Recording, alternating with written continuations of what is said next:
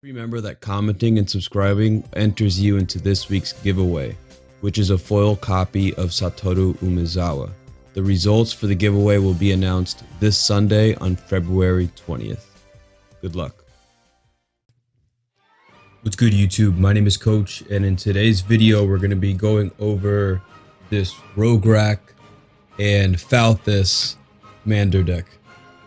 Before we begin the video, I just want to remind everyone, if you subscribe to the channel and you like this video, you have the opportunity to win this foil copy of Satoru Umezawa. Okay, the winner will be announced this Sunday, February 20th. Okay, so I'm just going to throw it off to the side.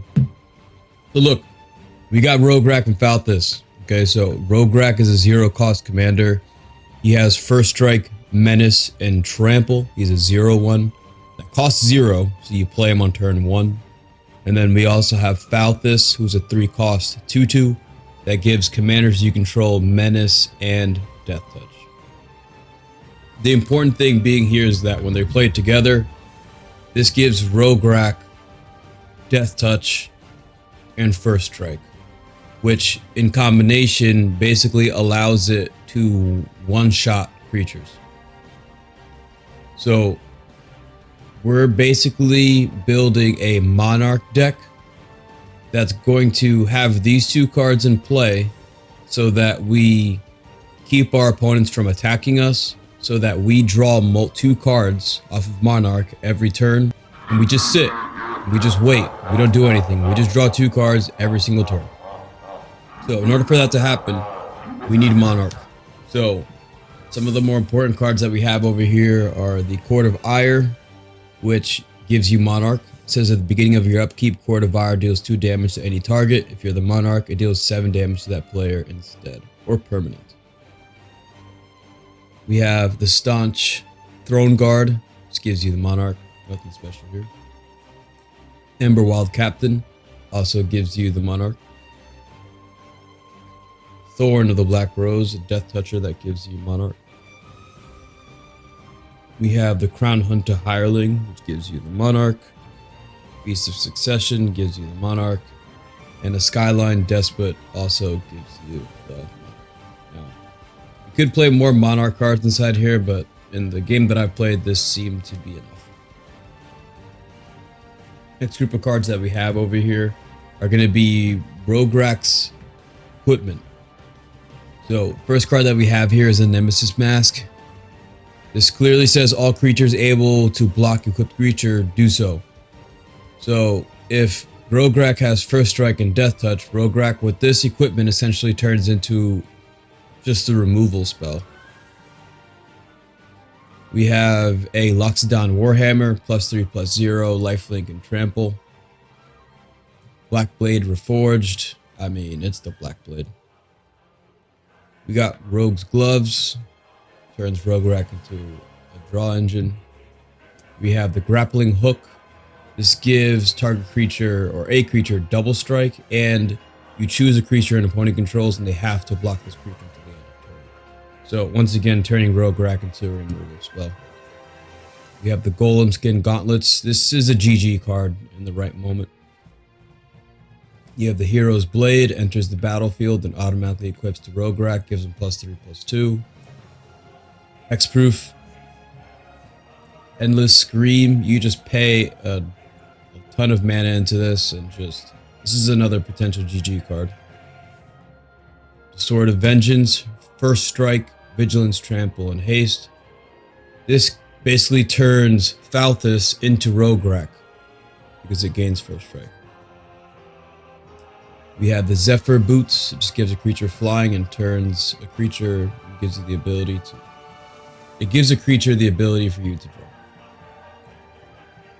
Next card we have here is the Cranial Plating. Equipped creature gets +1/+0 for each artifact you control. Sanctuary Blade. Enters the battlefield, choose a color. Equipped creature gets protection from that color. Marauder's Axe. Cheap equip. Darksteel Axe. Cheap equip. We have the Haunted Cloak. Vigilance and Haste. Goldvine Pick, deals damage, you create a treasure token. Bronze Sword, cheap to play.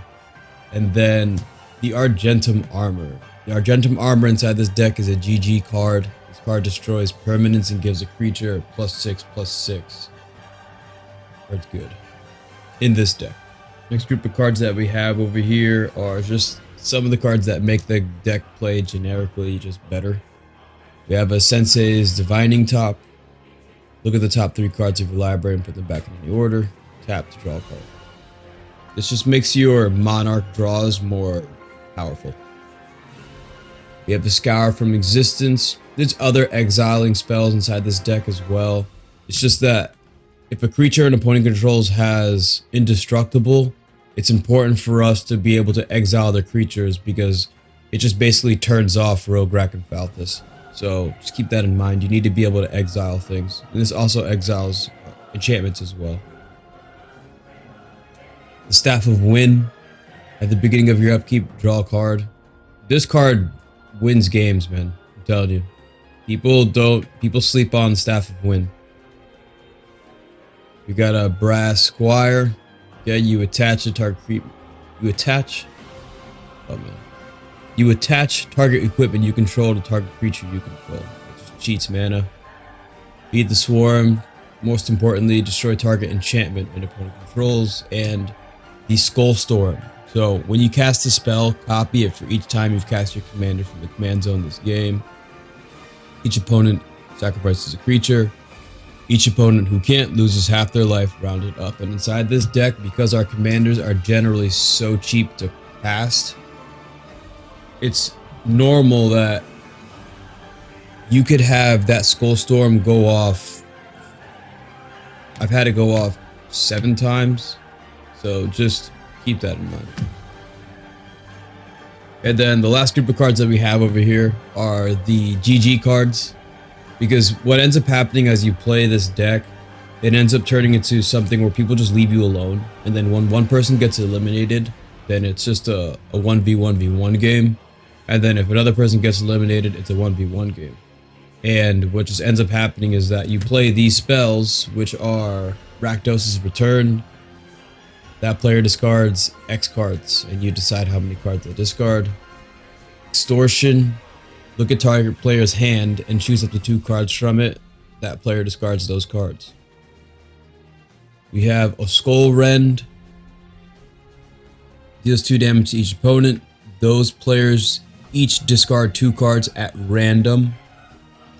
And then we have Wit's End, which just basically says target player discards his or her hand.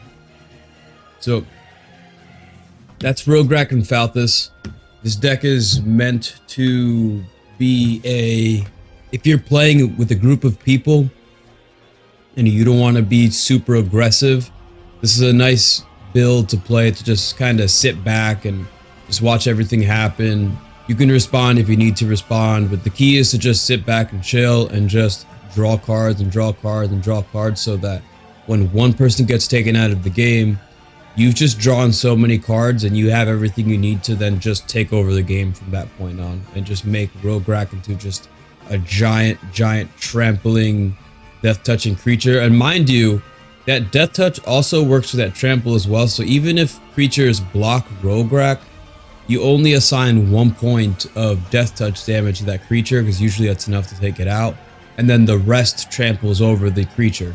So I'm telling you, this is a pretty fun build. I don't know if you have these cards lying around from Commander Legends. I would definitely suggest building this deck if you want something fun to play. All right. So always remember, eat healthy. And when I say eat healthy, you can just continue to eat what you're eating. However, add some foods into your diet that reduce inflammation in your intestinal tract, like apple cider vinegar, like turmeric, just a little bit, right? Not too much. That'll help to allow your intestines to absorb your nutrients more properly, so that you have more energy as you live out the day. Also remember, work out every single day, even if it's just for 5 minutes. And most importantly, you got to believe in yourself. All right. Peace out, people.